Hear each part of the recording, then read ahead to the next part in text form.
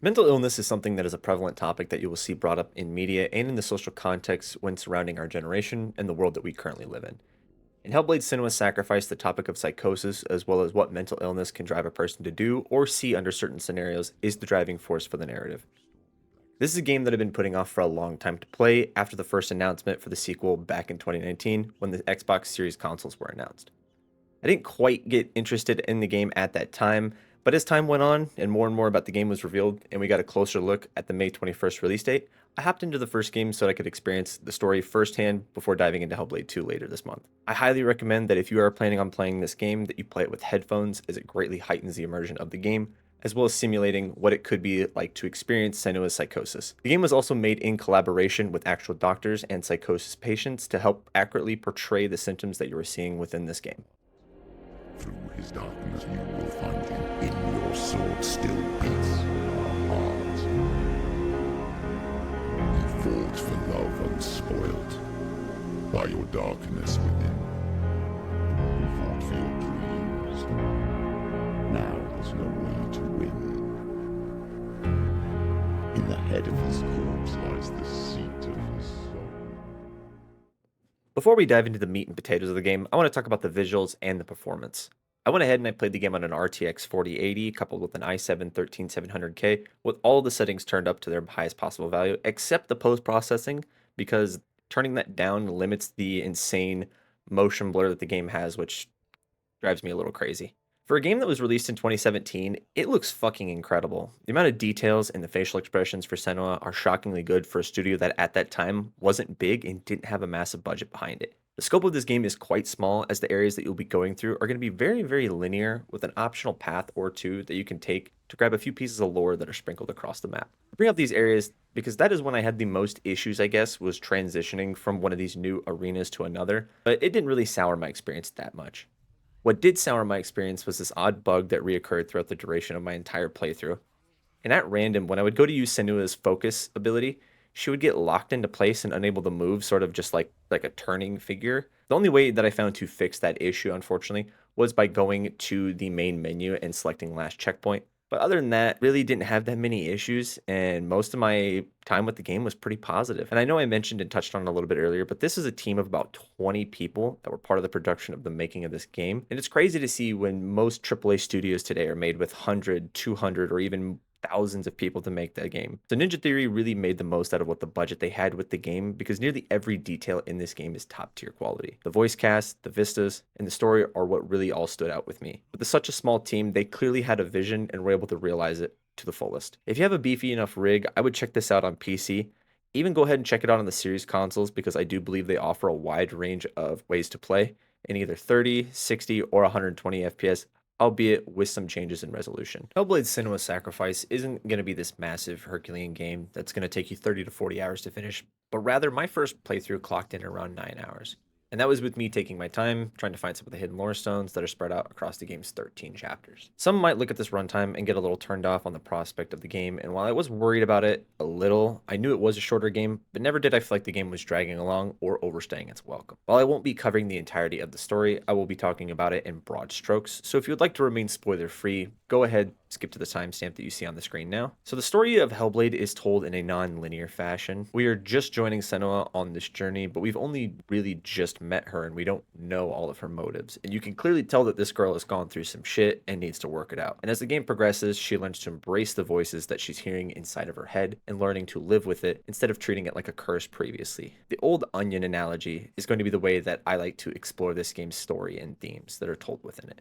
At each interval and story moment, you're going to get another layer of Senua that is pulled back, and that layer is also new to the player. This is something that I really liked about the journey, and as it progresses throughout the game, as well as some of the more slower moments that allowed for dialogue-heavy moments, helped convey that doubt, that hopelessness that Senua is feeling, wondering if each move that she made was either going to lead to her demise or her salvation. Stay back. Look at it. You have to open it. The gate to Helheim divides the living from the dead. Is that the face of Hela herself? The half-rotten goddess that rules over Helheim. Whatever horrors lie behind that door, she must find him. Shh.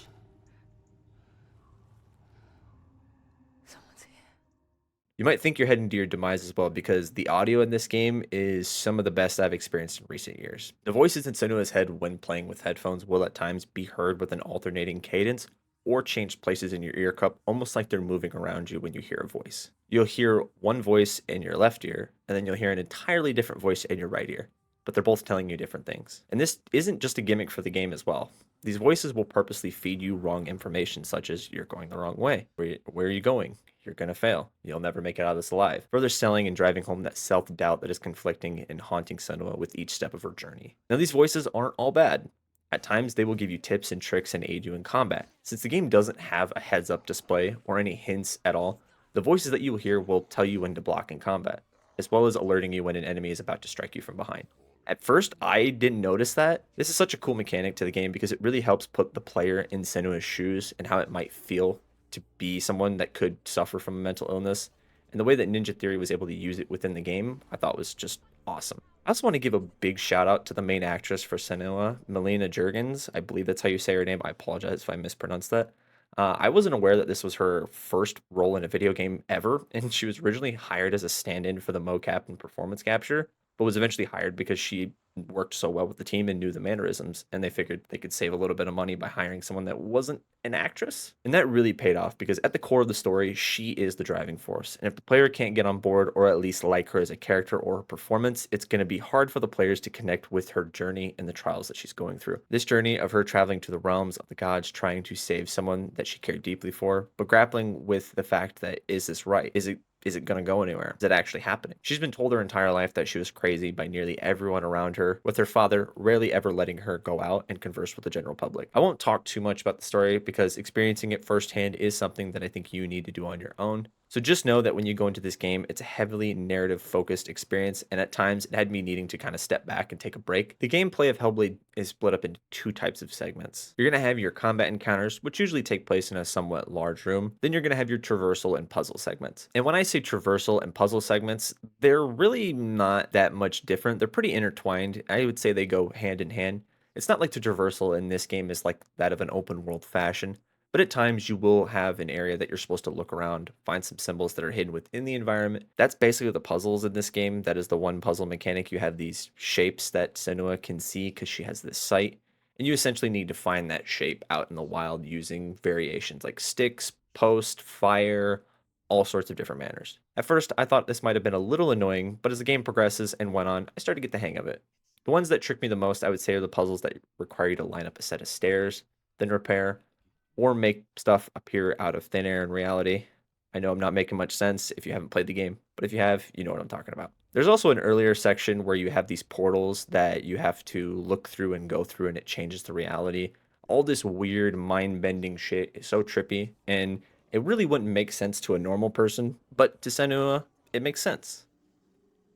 And I think that a majority of these sections were pretty well balanced, at least to where I never thought they overstayed their welcome or were dragged out longer than expected. Puzzles in some of the areas that you go to might get a little confusing, but with areas being smaller in nature, eventually you'll stumble upon the clue that you're looking for. The other type of gameplay is going to be your combat sections and encounters. I briefly touched on them earlier, but the combat in this game is relatively simple to learn. You have your basic light and heavy attacks, then you have your parry button, as well as a dodge and a kick mechanic. This game doesn't give you a tutorial or starting area that shows you the ropes, but rather you're thrown right into the fire and kind of have to figure it out yourself. The combat itself is very cinematic and flashy at times, with one of my favorite things being the parry mechanic, making this loud ping sound with some sparks. Eventually you will learn that some enemies will need to be defeated using something other than just spamming the light and heavy attack over and over again, usually mixing in a couple of kicks and counters to throw them off balance. It can get a little overwhelming when you have multiple enemies on screen that you're trying to defend against simultaneously, having to parry and kick just to get them out of the way since the camera is in this sort of locked position when a combat encounter starts. I can see a lot of people finding these combat segments boring or frustrating, but the way that they break up the slower parts of the game with some tough and intense action sequences is a nice change of pace and seems to be a heavy focus on Ninja Theory moving forward with the sequel. Why are you fighting for someone who's already dead? Just look around you. What hope is there for him, even if his soul could be rescued? Do you think he would thank you for what you have done to him, to his friends, to his father?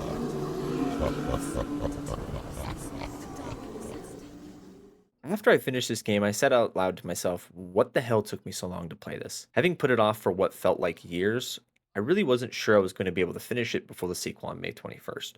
But after seeing you could finish it in a relatively short time, I sat down and finished it over a weekend period.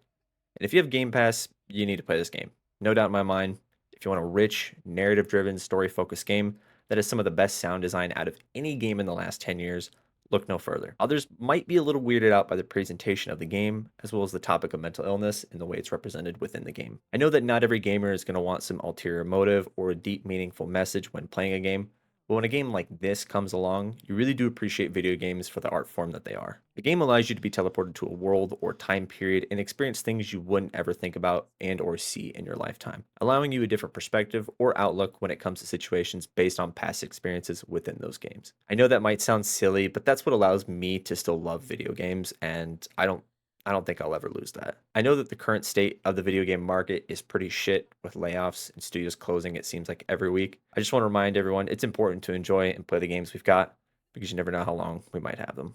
This one is on the shorter side and a lot of rambling. I hadn't planned on doing this video at all, so a lot of this was just off the cuff, rambling, writing, and I was able to form a video out of whatever I made there. So as we wrap things up here on my end, I just want to say thank you for taking the time out of your day. And this has been my review for Hellblade: Senua's Sacrifice.